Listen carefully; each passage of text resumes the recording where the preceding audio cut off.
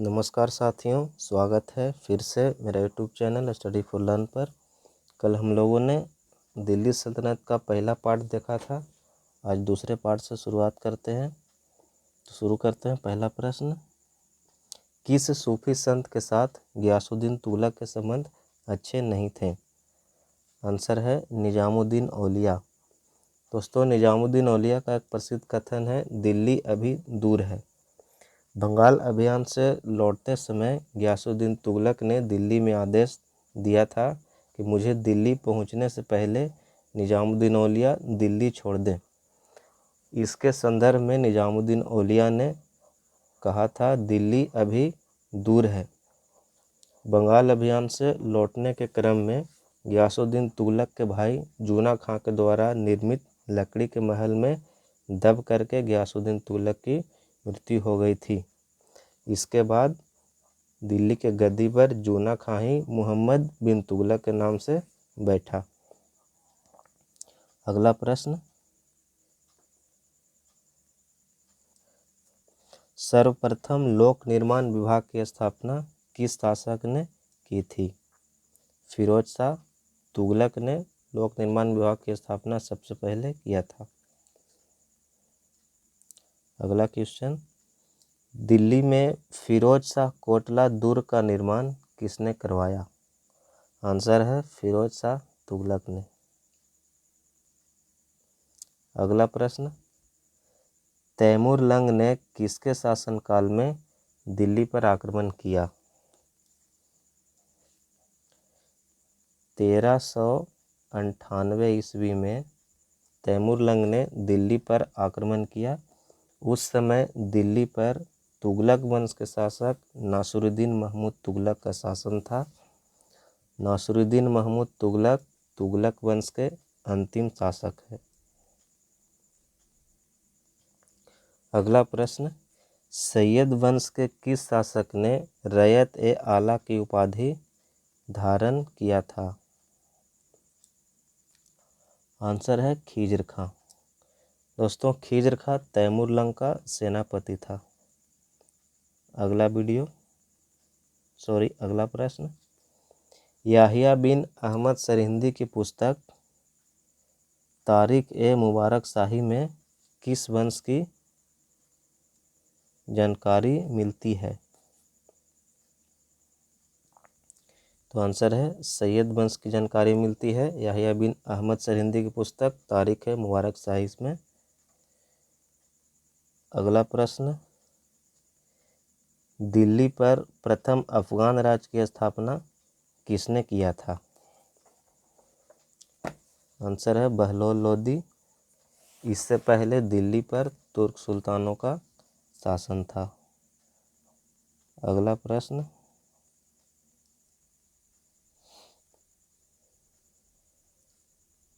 दिल्ली सल्तनत की सुल्तानों में सबसे लंबे समय तक शासन किस सुल्तान का रहा? बहलोल लोदी, जो कि लोदी वंश के संस्थापक था, इसका शासन सबसे लंबा रहा, लगभग 38 वर्षों तक। अगला प्रश्न, खतौली का युद्ध कब हुआ? 1518 ईस्वी में इब्राहिम लोदी और राणा सांगा के बीच खतौली का युद्ध हुआ। इसमें इब्राहिम लोदी की हार हुई।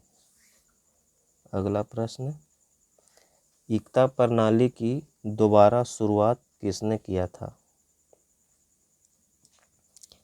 आंसर है फिरोज तुगलक। इक्ता प्रणाली की शुरुआत इल्तुतमिश के द्वारा किया गया था। फिर अलाउद्दीन खिलजी के द्वारा इसे समाप्त कर दिया गया था, लेकिन फिर से इक्ता प्रणाली की शुरुआत फिरोज शाह तुगलक के द्वारा किया गया था। चलते हैं अगले प्रश्न की ओर।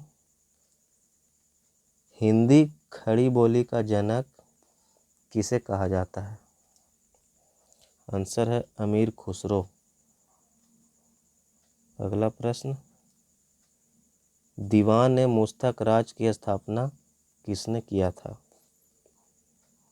आंसर है अलाउद्दीन खिलजी। दीवान-ए-मुस्तक राज एक वित्त विभाग था।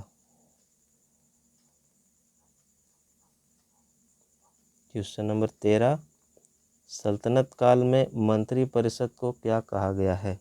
तो मंत्री परिषद को मजलिस ए खलवत कहा गया है। इसकी बैठक मजलिस ए खास में होती थी। मजलिस ए खास।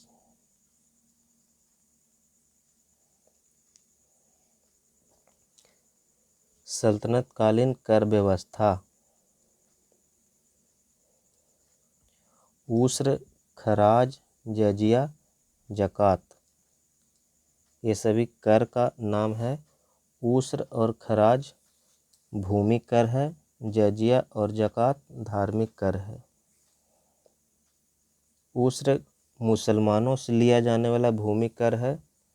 खराज गैर मुसलमानों से लिया जाने वाला भूमि कर है। जकात मुसलमानों पर धार्मिक कर है, जो कि संपत्ति का 40वां हिस्सा होता था।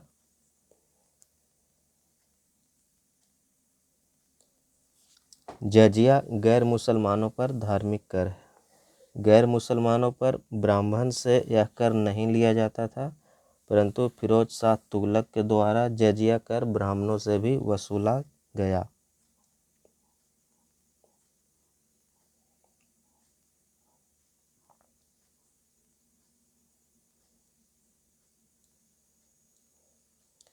खम्स, यह लूटे हुए धन या भूमि में गड़े हुए खजाने से प्राप्त संपत्ति का 1/5 भाग था, जिस पर सुल्तान का अधिकार था। सिकंदर लोदी ऐसा सुल्तान था जो गड़े हुए खजाने से कोई धन नहीं लिया। सिकंदर लोदी ने 1504 ईस्वी में आगरा शहर की स्थापना किया था।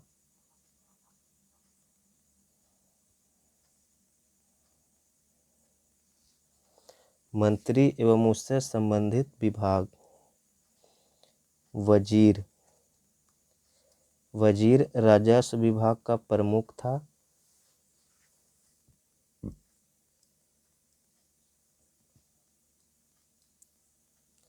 आरिज ए मुमालिक, यह सैन्य विभाग का प्रमुख होता था। सद्र उस सुदूर, यह धार्मिक विभाग का प्रधान होता था। अमीर ए हाजिब, दरबारी नियमों को लागू करने वाला, यह दरबार के नियम को बनाता था, दरबार के नियम को लागू करता था। बरीद ए मुमालिक, यह गुप्तचर विभाग का प्रमुख होता था। काजी उल कजात, सुल्तान के बाद न्याय का सर्वोच्च अधिकारी काजी उल कजात होता था। ऐसे सल्तनत काल में सर्वोच्च न्याय के अधिकारी सुल्तान को माना जाता था।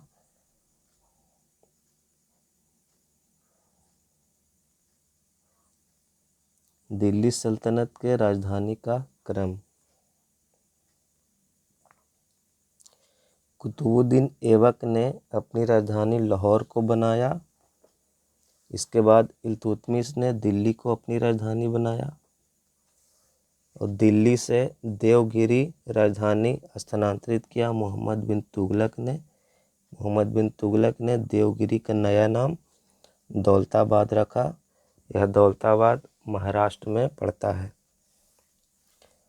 मोहम्मद बिन तुगलक ने पुनः दौलताबाद से राजधानी को दिल्ली 1335 ईस्वी में स्थानांतरण किया और सिकंदर लोदी के समय दिल्ली सल्तनत की राजधानी आगरा में थी। उम्मीद करते हैं दोस्तों वीडियो अच्छा लगा होगा। मिलते हैं अगले वीडियो में। एक सवाल पूछते हैं दोस्तों, इसका जवाब आप लोग कमेंट बॉक्स में दीजिएगा। गुलरुखी शीर्षक से फारसी कविताएं लिखने वाला सुल्तान कौन था? धन्यवाद। इसका जवाब आप लोग कमेंट बॉक्स में ज़रूर दीजिएगा।